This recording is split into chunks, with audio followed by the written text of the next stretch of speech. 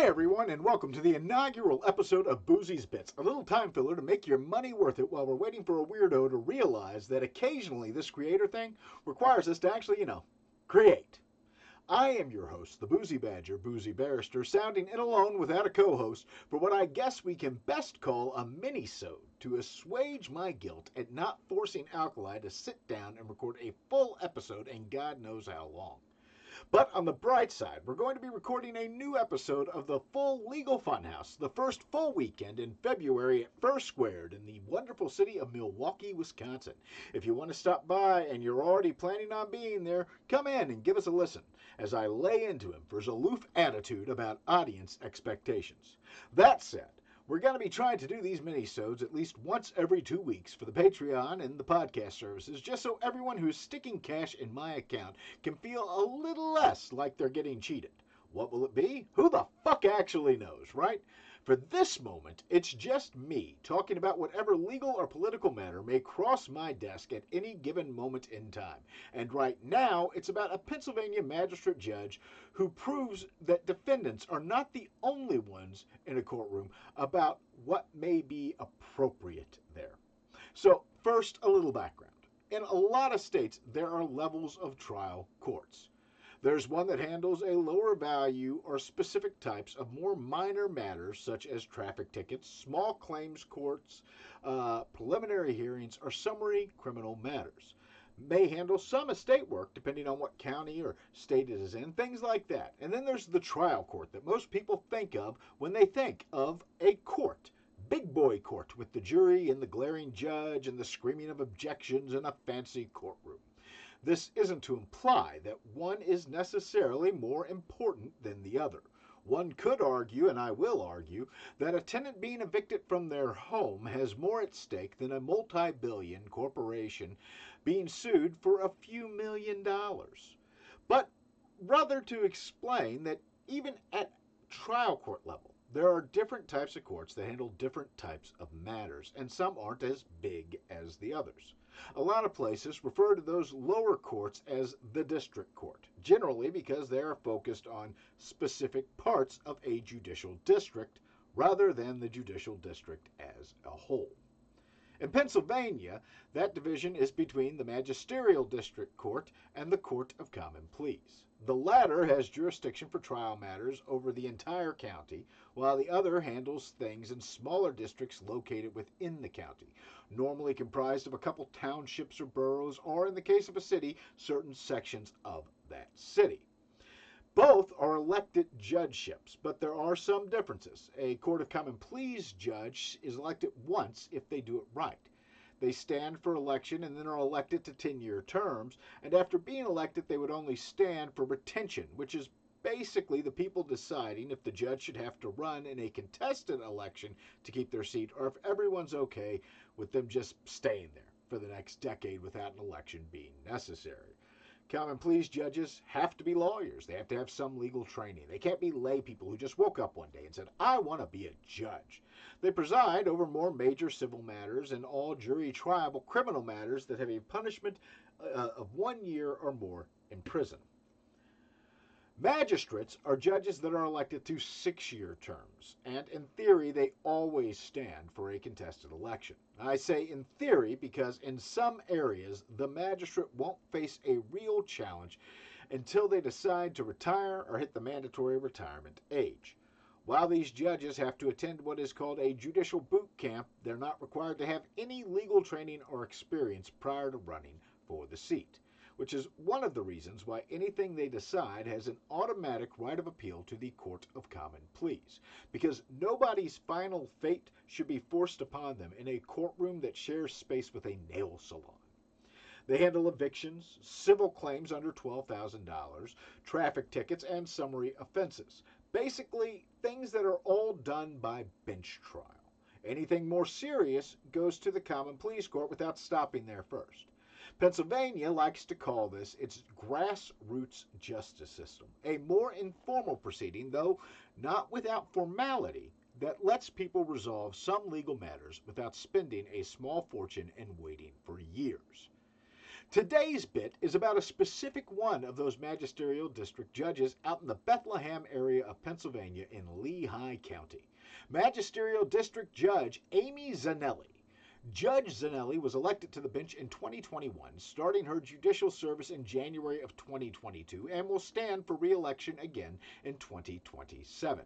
Prior to her election to the bench by the good people of Judicial District 31106, Judge Zanelli was a Lehigh County commissioner who decided to run for district judge. She stated on a local podcast, No Rain Date, back in February of 2021 as her campaign was getting rolling, that she was inspired to move from county commissioner to district judge by Star Trek.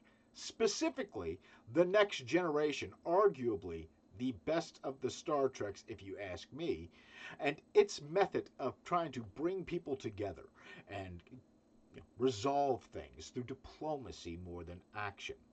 She seems to have a wonderful drive to make things in her community better and to find a more equitable type of government, having ran on such a platform both for a county commissioner seat and then for the district judgeship. While she has a good amount of drive and what appears to be very good intentions, what she lacks is a law license, as she is a member of what we call the lay judiciary, focused on a more grassroots form of justice rather than the formalistic trappings of the higher trial court. The reason we're talking about Judge Zanelli, though, is from a The reason we're talking about Judge Zanelli today, though, is a judicial conduct complaint filed on January 7th, 2026, alleging she has engaged in conduct that violates the standards of conduct for magisterial district judges, more or less the canon of judicial conduct for that level of judiciary, the ethical rules that govern it. And the accusations are, frankly, quite fucking wild. The complaint, which is linked in the notes, goes over 4 counts of alleged misconduct by Judge Zanelli, ranging from the strange to the worrying. So we'll start at the beginning. First, Judge Zanelli allegedly kept and I am reading directly from the complaint here, book of grudges that had the appearance of an ancient leather-bound tome with papyrus pages, that started with an entry dated November 23rd, 2023, and read, "Upon this day, we shall begin to record our Book of Grudges." Judge Zanelli put this in an accessible staff area of the court and encouraged court staff to record their own grudges in it, and got the ball rolling with some of her own notes, such as stating one local lawyer was just a dick, which is like saying rain is wet, and another that was critical of another person who appeared before her in landlord-tenant matters being experienced. That's a landlord. If it says landlord-tenant mators with an S at the end there, if it's the plural and it's a single person, that is a landlord. That is a landlord or a property manager. It is most likely not a tenant who has repeatedly been evicted and showed up in front of Zanelli. In addition, Zanelli had a desk calendar that she kept on her desk that contained explicit sexual messages on varying topics that were intended to be humorous. One read, and I am almost certain this is the first time this phrase has ever appeared in an official judicial conduct complaint. "Bedroom plants he'll have to slice through with a machete if he wants that pussy." Once an office manager complained about it, Zanelli immediately removed the calendar. Second is the matter of Bruce Jackson. Bruce Jackson was in Zanelli's court for a criminal matter. I know this because the docket number in the complaint is listed as NT, an abbreviation literally meaning non-traffic in the magisterial court system. I took a look at the dockets and would like to say that Mr. Jackson has a history of being in courts for a number of various reasons. But want to be clear that everyone appearing in front of any court in this land for any reason whatsoever on a criminal matter enjoys the presumption of innocence. In this specific case, Mr. Jackson was, the just a dick comment got to me. Mr. Jackson was on summary trial for a charge of harassment. During the trial, when the victim was testifying, Judge Zanelli noticed Mr. Jackson was muttering under his breath at the defense table and directed him to leave the courtroom, going so far as to grabbing the chair that he was sitting in and placing it out in the hallway. When Jackson protested, saying, "How am I supposed to hear what's going on?" Zanelli said, "You can hear from out here," and then closed the courtroom door. When Jackson was allowed back in after the victim had finished their testimony and he sought to cross-examine the victim, he was denied that opportunity and was instead only allowed to state that the charges should be dismissed because he and the victim were dating again. On another date, back in 2022, when court staff tried to correct a misstatement that Zanelli was making during a defendant's sentence, the judge turned and said, reading verbatim from the complaint again, "I am the judge and you are just a fucking secretary. I will decide and make the determination about what happens in this courtroom." When corrected in another matter as to whether or not the judge wanted mental illness substance abuse designations in a bail condition, basically they have to seek treatment as a condition of staying out on bail, the judge allegedly yelled, "Did I stutter?" But we must recognize that Judge Zanelli was a wordsmith, an eloquent conveyor of concepts who coined such phrases as, again, likely the only time I'm ever going to see this in an official document, "cunt-rageous," which the Conduct Board complaint described as a cacophism combining the word cunt and outrageous. Stop trying to make cunt-rageous happen, Your Honor. It's not going to happen. But we must recognize that the last two complaints are not as outrageous as they were just disappointing. Apparently, Judge Zanelli had made a habit of being absent on Fridays, was habitually late for court, and frequently was unavailable for emergency on-call duties when assigned. What that last one means is, like on weekends or holidays, you're going to have an emergency, an on-call magistrate. And that on-call magistrate is going to be handling things that come into the court during that time. And if they're not available, then they got to wake up another magistrate who's got to do things like sign warrants. So it's important to be available, and Zanelli was not making herself available during her on-call hours, allegedly. Then, after a surgery in 2024, Zanelli is alleged to have conducted remote hearings during recovery without the appropriate pre-approval of the county's president judge. That is, the president judge, the head judge of the Court of Common Pleas, and they oversee all of the magistrate judges.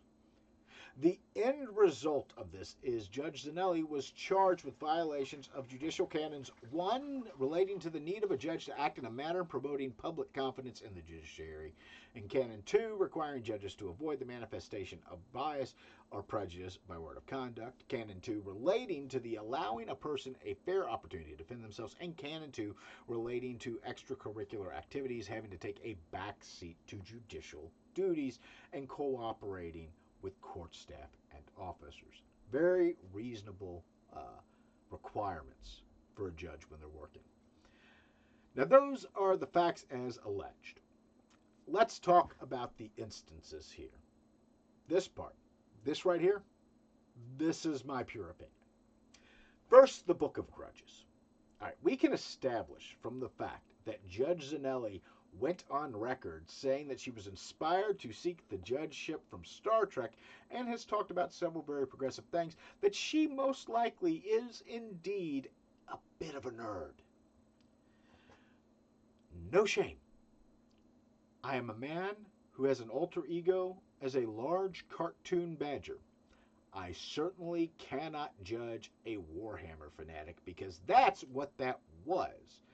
That was a Warhammer reference. If you're not familiar, there's a little money-sucking hobby out there called Warhammer, which has a bunch of fantasy races going at each other. One of those races being the dwarfs, a trait of which is they hold grudges. And when they have a grudge, they write it in a leather-bound tome with very ancient-looking pages called the Book of Grudges, so they won't be forgotten.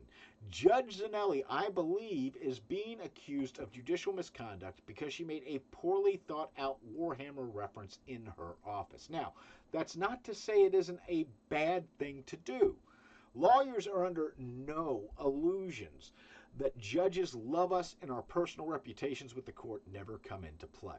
But to write down that a certain lawyer is a dick is what the problem is, because whether or not Judge Zanelli ever let it impact her decisions, the problem in Rule 2.3b of Canon 2 of Judicial Conduct for Magisterial Judges is not actual prejudice, but rather the manifestation through by words or conduct of prejudice or bias following Rule 1.2 of the Canons of Judicial Conduct that bar the appearance of impropriety.